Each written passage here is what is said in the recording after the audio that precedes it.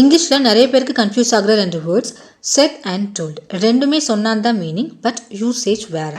Set அப்போ use பண்ணணும், யாருக்குன்னு சொல்லாமல் என்ன விஷயமோ அந்த மேட்டர் மட்டும் நம்ம சொல்லணும்னா செட் யூஸ் பண்ணணும். when we focus on the matter we use said.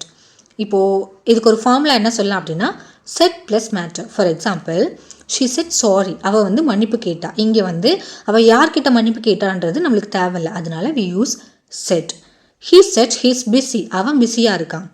they said the exam is cancelled, அவங்க வந்து எக்ஸாம் கேன்சல் ஆயிடுச்சுன்னு சொன்னாங்க. இப்போது she said me அப்படின்னு வந்துட்டாலே இங்கே வந்து நம்ம செட் வந்து யூஸ் பண்ணக்கூடாது. மீ வந்துட்டாலே நம்ம செட் யூஸ் பண்ணக்கூடாது. டோல்டு எப்போ யூஸ் பண்ணணும், யாருக்குன்னு கிளியர்லி சொல்லணும்னா டோல்டு யூஸ் பண்ணணும். when we want to mention the person we should use told. இதோட ஃபார்முலா என்ன சொல்லலாம் அப்படின்னா told plus person plus matter. என்ன மேட்டர்னும் சொல்லணும், யாருக்கு சொன்னாங்கன்றதையும் சொல்லணும், ப்ளஸ் told யூஸ் பண்ணணும். ஃபார் எக்ஸாம்பிளுக்கு she told me the truth, அவள் வந்து என்கிட்ட உண்மையை சொன்னா.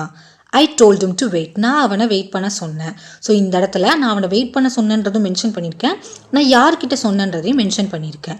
they told us the plan, அவங்க வந்து எங்ககிட்ட பிளான் சொன்னாங்க. ஸோ இதை வந்து நான் மென்ஷன் பண்ணியிருக்கனால இங்கே வந்து டோல்டு யூஸ் பண்ணேன். சிம்பிளாக ஒரு ட்ரிக் எப்படி ஞாபகம் வச்சுக்கலான்னா, பர்சன் இல்லைனா செட், பர்சன் இருந்தால் டோல்டு. இப்போ நீங்கள் கமெண்ட்டில் சொல்லுங்கள், இந்த சென்டென்ஸில் எங்கே செட் வரும் எங்கே டோல்டு வரும். டடா.